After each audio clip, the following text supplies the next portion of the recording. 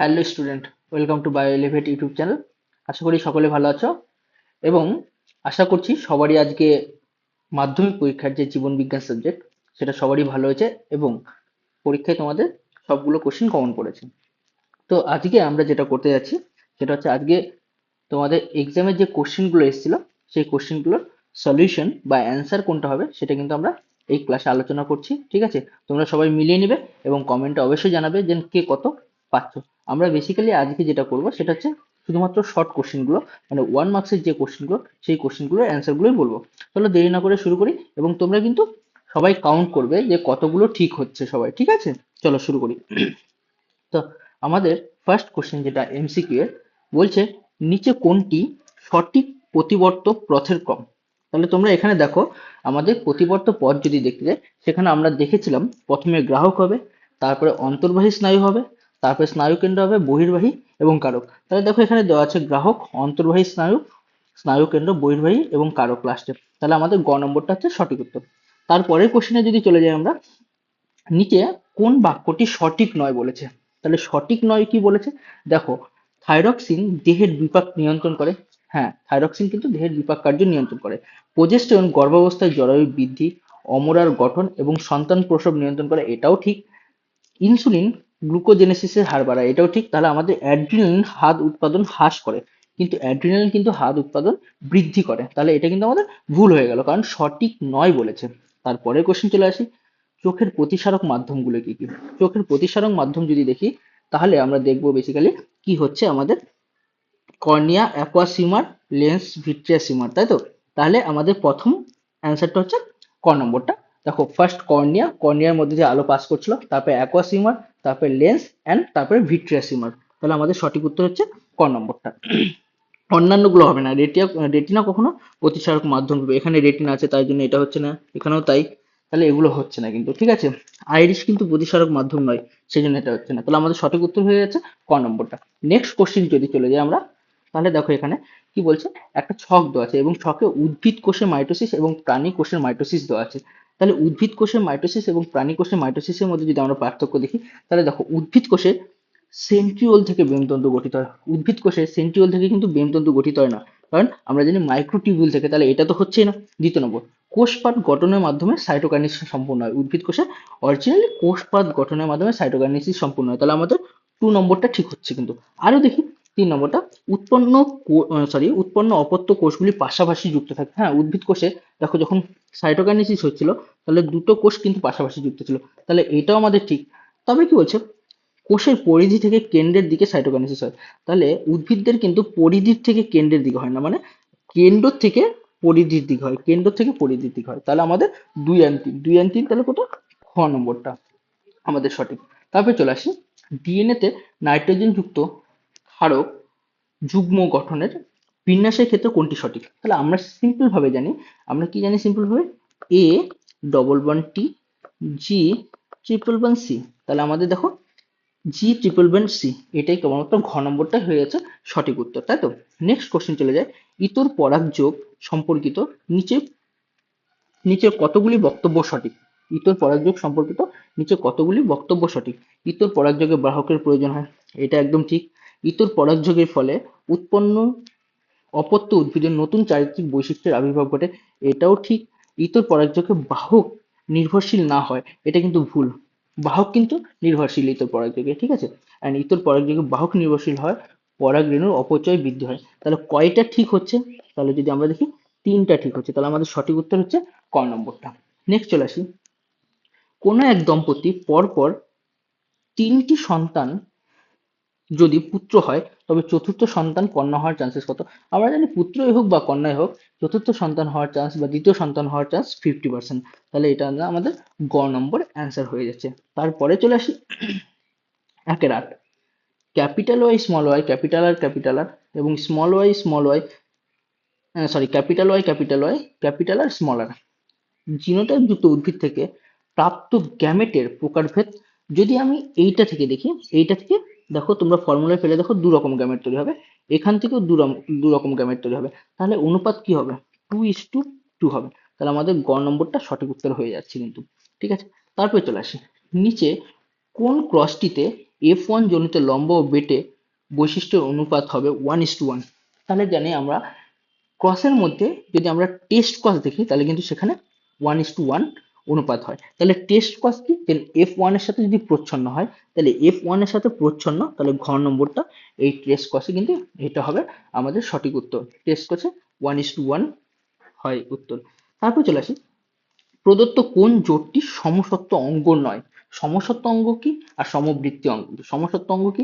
যাদের গঠন একই কাজ আলাদা, যাদের গঠন একই কাজ আলাদা। আচ্ছা, সমসত্ব অঙ্গ নয়, তাহলে দেখো সমসত্ব অঙ্গ নয় যাদের গঠন একই, দেখো তিমি ফ্লিপার ঘোড়ার অগ্রপাত এটা সমসত্ব অঙ্গ, পাখির ডানা তিমি ফ্লিপার সমসত্ব অঙ্গ, পাখির ডানা এবং পতঙ্গর ডানা দুজনেরই কাজ একই কিন্তু গঠন আলাদা। পাখির ডানা এবং পতঙ্গর ডানা দুজনেরই কাজ একই কিন্তু গঠন আলাদা, তাহলে এটা হচ্ছে আমাদের সমসত্ব অঙ্গ নয়, এটা হচ্ছে সমবৃত্তি অঙ্গ। তারপর চলে আসি, উরেমিলার পরীক্ষায় কোন বিক্রিয়কটি ব্যবহার হয়নি? উরেমিলার পরীক্ষায় হাইড্রোজেন সালফাইড ব্যবহার করা হয়, মিথেন অ্যামোনিয়া এবং হাইড্রোজেন ব্যবহার করা হয়েছিল 2:2:1 অনুপাতে, কিন্তু কখন হাইড্রোজেন সালফাইড কিন্তু ব্যবহার করা হয়নি। নেক্সট চলে আসি, নিচে কোনটি মৌমাছির ওয়াগলেট নৃত্যের বৈশিষ্ট্য নয়? ওয়াগলেট নৃত্যের বৈশিষ্ট্য নয়, দেখো 100 মিটারের বেশি হলে পরে ওয়াগলেট নৃত্য হয়, এটা ঠিক। তারপর ওয়াগলেট নৃত্য ইংরেজি আটের মতো, এটাও ঠিক। ওয়াগলেট নৃত্য পর্যায়ক্রমে মৌমাছির একবার ঘড়ি কাঁটার দিকে এবং পরের বার বিপরীত দিকে, এটাও ঠিক, কারণ আমরা জানি ওয়াগলেট নৃত্য আটের মতো, তাই তো? তাহলে আমাদের কেবলমাত্র এইটাই ভুল, এটা সঠিক নয়, কিন্তু এই ডেটা কিন্তু আমাদের কোনো বইয়ে দেওয়া নেই, ঠিক আছে। তারপর চলে আসি, বিপন্ন প্রজাতি ও তার বিপন্নতার কারণ সংক্রান্ত নিচে কোন জোড়াটি সঠিক? তাহলে দেখো, দূষণের জন্য গঙ্গার কখনো অবলুপ্ত হয়নি, চোরা শিকারের জন্য শকুন কখনো অবলুপ্ত হয়নি, বিষ্ণু উষ্ণায়ন জলবায়ু পরিবর্তনের জন্য আরশোলা কখনোই অবলুপ্ত হয়নি, কিন্তু ক নম্বরটা যদি দেখি, বহিরাগত অনুপ্রবেশে মৌরলা মাছ, এটা কিন্তু আমাদের সঠিক উত্তর হয়ে যাচ্ছে। তারপর চলে আসি, জীব বিবর্ধনের সঙ্গে সংশ্লিষ্ট উপাদানটি হলো, জীব বিবর্ধনের জন্য দেখেছিলাম আমরা ক্লোরিন যুক্ত কীটনাশক যেমন ডিডিটি ডাইক্লোরো ডাইফিনাইল ডাইক্লোরোইথেন, এই রকম জাতীয় যৌগগুলির জন্য জীব বিবর্ধন হয়েছিল। তারপর চলে আসি 15 নম্বরটা, নাইট্রোসোমোনাস রাইজোবিয়াম নাইট্রোব্যাক্টার সিডোব্যাক্টার, এই অণুজীবগুলির মধ্যে কোনটি নাইট্রোজেন চক্রের চতুর্থ ধাপে? তাহলে আমরা চতুর্থ ধাপে দেখেছিলাম লাস্ট ধাপে ডিনাইট্রিফিকেশন, সিডোমোনাসের ক্ষেত্রে ওখানে দেখেছিলাম। তারপর চলে আসি আমরা শূন্যস্থান পূরণ, মানবদেহে মোট কত মোট ড্যাশ জোড়া করটি স্নায়ু ও সুষুম্না স্নায়ু বর্তমান?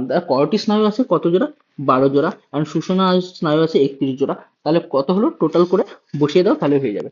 তারপরে ড্যাশ বিশেষ মেরুত্বযুক্ত হয় কোষের প্রান্তদ্বয়কে ক্ষয়ের হাত থেকে রক্ষা করে, তাহলে এটা টেলোমিয়ার, টেলোমিয়ার, টেলোমিয়ার।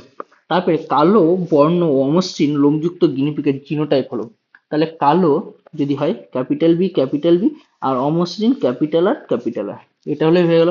তাহলে ব্যক্তিজনী, তারপরের নাম্বার হচ্ছে ব্যক্তিজনী ড্যাশকে পুনরাবৃত্তি করে, জাতিজনীকে, জাতিজনীকে পুনরাবৃত্তি করে। ড্যাশ প্রাণীর ড্যাশ প্রশ্বাস নিঃশ্বাসে বা শ্বাস প্রশ্বাসের মাধ্যমে শোষণ তত্ত্ব, তাহলে এটা যেহেতু লোম, লোম যদি প্রাণীদের লোম যদি প্রশ্বাস নিঃশ্বাসের মাধ্যমে আমাদের দেহে প্রবেশ করে তাহলে কিন্তু আমাদের অ্যাজমা হয়। চোরা শিকারের অর্থনৈতিক উদ্দেশ্য কি? চোরা শিকারের অর্থনৈতিক উদ্দেশ্য হলো প্রাণীর কি, প্রাণীর চামড়া বা প্রাণীর যেগুলো দরকারি জিনিস যেগুলো দিয়ে কোনো আমাদের দৈনন্দিন জীবনে ব্যবহার করা যেতে পারে সেগুলোকে হড়প করে নেওয়া বা নিয়ে নেওয়া, ঠিক আছে, চুরি করে। তারপর চলে আসি, দূরের বস্তু দেখার ক্ষেত্রে অক্ষি গোলকের লেন্সের বক্রতা হ্রাস পেলে পরে ফোকাস দৈর্ঘ্য বৃদ্ধি পায়, এটা একদম সঠিক উত্তর, ট্রু।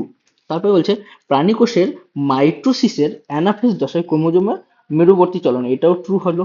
তারপরে একটি লোকাসের ক্ষেত্রে হোমোজাইগাস প্রকট এবং অপর লোকাসের ক্ষেত্রে হেটেরোজাইগাস প্রকট, এইরূপ জিনোটাইপ হেটেরোজাইগাস প্রকট আর হোমোজাইগাস প্রকট, কিন্তু এখানে দেখো এটা প্রচ্ছন্ন আছে, তাহলে এটা হয়ে যাবে ফলস। তারপরে ইকুয়াসের অগ্রপদে 4টি এবং পশ্চাৎপদে 3টি আঙ্গুল উপস্থিত ছিল, এটাও ফলস। রেড পান্ডা সংরক্ষণের একটি প্রচেষ্টা হলো ক্যাপটিং ব্রিডিং, এটাও ফলস।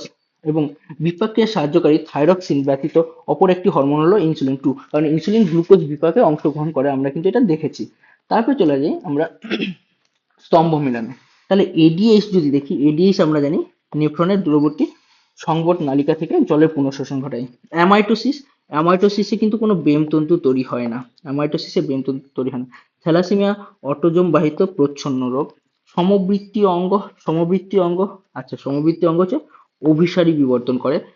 মানব জনসংখ্যা বৃদ্ধিতে কি হচ্ছে, জলাভূমির হ্রাসপ্রাপ্তি হচ্ছে।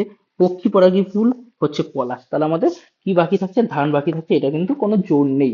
নেক্সট চলে আসি, বৈসাদৃশ্য লেখো। এখানে যতগুলো পার্ট দেখতে পাচ্ছ সবগুলো কিন্তু পশ্চাৎ মস্তিষ্কের অংশ, কেবলমাত্র হাইপোথ্যালামাস হচ্ছে বৈসাদৃশ্য। ঠিক আছে, এইটা হবে। তারপর সোয়ান কোষের কাজ কি? সোয়ান কোষের কাজ হচ্ছে মেডুলারি আবরণ তৈরি করা। তারপর খন্ডি ভবনের সাথে স্পাইরোগারে যুক্ত, কোরকোয়োদ্গম কার সাথে যুক্ত? ইস্ট। ইস্ট কোরকোয়োদ্গমের সাথে যুক্ত। তারপরে capital Y, capital Y, capital R, capital R, small Y, small Y, capital R, capital R, capital Y, capital Y, এগুলো ফিনোটাইপ ফলাফলের সম্পর্কে কোনটা সবচেয়ে ভিন্ন? তাহলে দেখো এইটাতে স্মল ওয়াই আছে, এইটাতে সবগুলোই স্মল ওয়াই আছে, সেই জন্য কিন্তু এটা সম্পূর্ণ ভিন্ন। বর্ণান্ধতা জিন বহনকারী মাতার জিনোটাইপ কি হতে পারে? বর্ণান্ধতা জিন বহনকারী মাতার জিনোটাইপ কি হতে পারে? তাহলে দেখো বর্ণান্ধতা যদি আমরা জানি এটা সেক্স ক্রোমোজোম ঘটিত রোগ। কালার, তাহলে মাতা বলছে এক্স ওয়াই থাকবে, তাই তো? তাহলে এক্স ঘটিত রোগ, সরি মাতা বলেছে, সরি এক্স এক্স থাকবে। তাহলে মাতাতে যদি জিন বহনকারী বলেছে, বর্ণান্ধতার জিন বহনকারী, মাতার genotype X C plus, X C minus, এটা হতে পারে, এটা বাহক হতে পারে। ঠিক আছে। তারপর ডারউইনের অভিব্যক্তি সংক্রান্ত মতবাদের প্রথম পর্যবেক্ষণ কি? প্রত্যেকটা জীব তার জ্যামিতিক হারে বংশবৃদ্ধি করে। ঠিক আছে, এটা হচ্ছে ডারউইনের প্রথম পর্যবেক্ষণ। তারপরে বলছে উম, নিচে চারটি বিষয়ের মধ্যে কোন তিনটি অপর বিষয়ের অন্তর্গত সেটা? তাহলে দেখো এখানে যদি সুন্দরবনের পরিবেশগত সমস্যা দেখি তাহলে কিন্তু এই বিষয়ের অন্তর্গত সবগুলো। তারপরে চলে আসি জিএফএম এর মূল ভূমিকা কি? জিএফএম এর মূল ভূমিকা যদি দেখি তাহলে কি হচ্ছে? আমাদের বনকে সংরক্ষিত করা, এটা হচ্ছে জেএফএম এর মূল ভূমিকা। চলো আজকে আমাদের এই টোটালটা আমরা কমপ্লিট করলাম, যেটা হচ্ছে তোমাদের মাধ্যমিকে এসেছিল শর্ট কোশ্চিন। তোমরা ফটাফট মিলিয়ে নাও কার কতগুলো ঠিক হয়েছে এবং কমেন্টে কিন্তু অবশ্যই জানাবে। চলো আজকের মতো এখানেই কমপ্লিট, পরে আবার